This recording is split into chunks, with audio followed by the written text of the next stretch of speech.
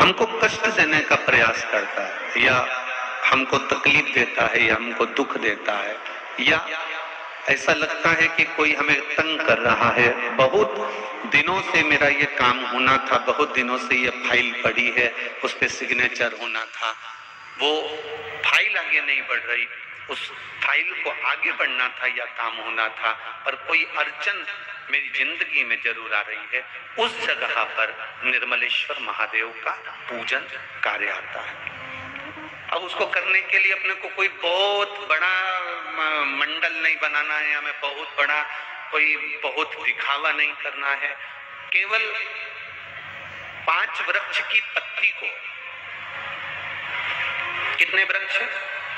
बस 5 वृक्ष की पत्ती और एक श्वेत पुष्प, सफेद कलर का पुष्प अशोक सुंदरी वाली जगह पर लगाकर देवाधिदेव महादेव को सोमवार की अष्टमी के दिन जो चढ़ा देता है, बस निर्मलेश्वर महादेव का नाम लेकर जब चढ़ाया तो कार्य सफलता की ओर अग्रणी हो।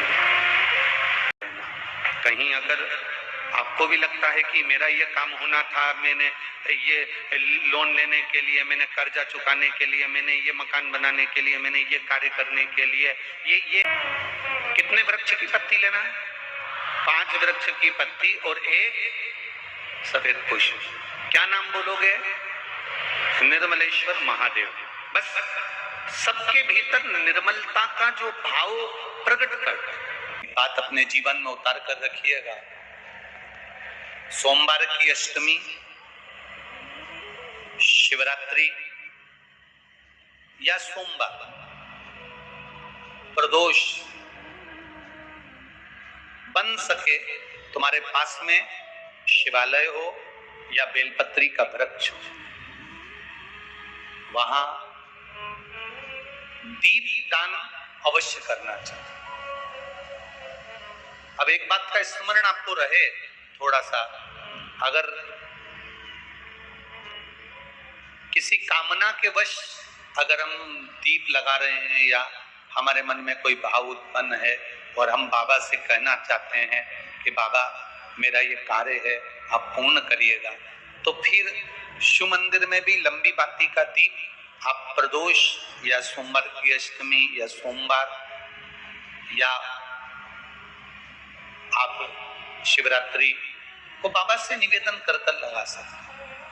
हाँ, विशेष जब कोई एक बहुत बड़ी बात हो और आपके कार्य में कहीं अटकल हो रही हो, तो एक ही दीप में 2 बातें, शिव और शक्ति, लंबी बाती बनाई, शिव और शक्ति के नाम से 2 बाती एक साथ एक दीप में भी लगा सकते।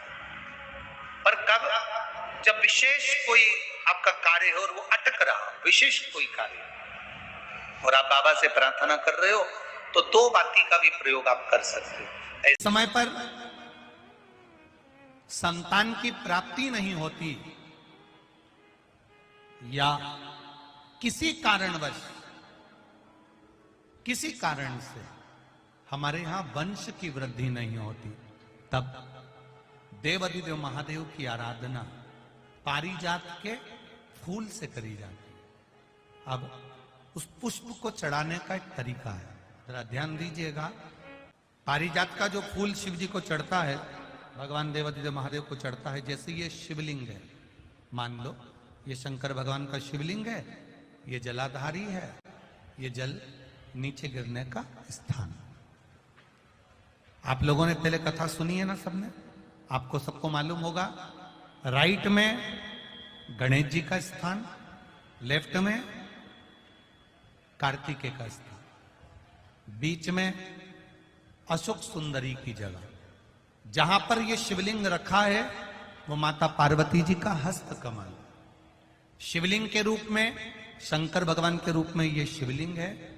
ऊपर से जो एक एक बूंद जलाधारी नीचे गिरती है वो शंकर भगवान की 5 लड़कियां, जया, विषहरा, शामली बारी, दौतली और देव, ये शंकर जी की 5 बेटियां हैं।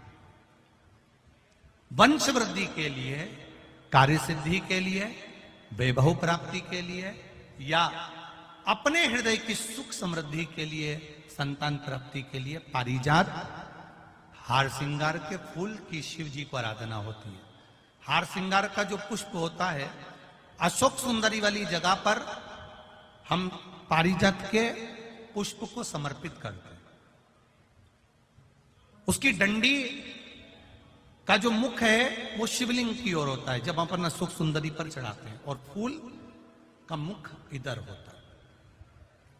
वापिस उसी पारिजात के पुष्प को उठाकर हम माता पार्वती जी के हस्त कमल पर, जो गोल हस्त कमल है, वहां समर्पित करते हैं।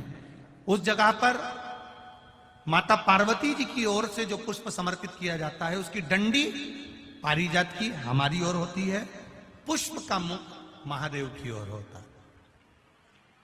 तीसरी जगह जब हम पारिजात के पुष्प को अशोक सुंदरी पे से उठाकर जगत जननी के हस्त कमल पर रखते हैं, हस्त कमल पे से उठाकर देवादिदेव महादेव के शिवलिंग पर रखते हैं, उस समय पर पारिजात के पुष्प की डंडी शिवलिंग के ऊपर होती है और फूल का मुख अपनी ओर होता है।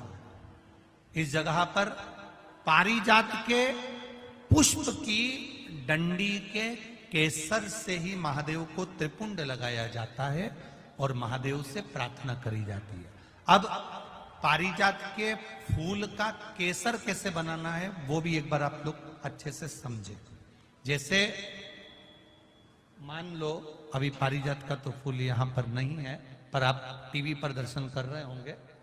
पारिजात पुष्प की जो पीछे की डंडी होती है, फूल सफेद और पीछे जो डंडी होती है नारंगी कलर की, केसरिया कलर की, उसको तोड़ लिया जाता है। तोड़कर ऐसी 25-50 फूल की पीछे की डंडी को तोड़कर उसको रख दिया जाता है। उसको धूप में नहीं सुखाते, केवल घर में उसको एक कटोरी में या थाली में रख दो, वो धीरे धीरे सूख जाएगा।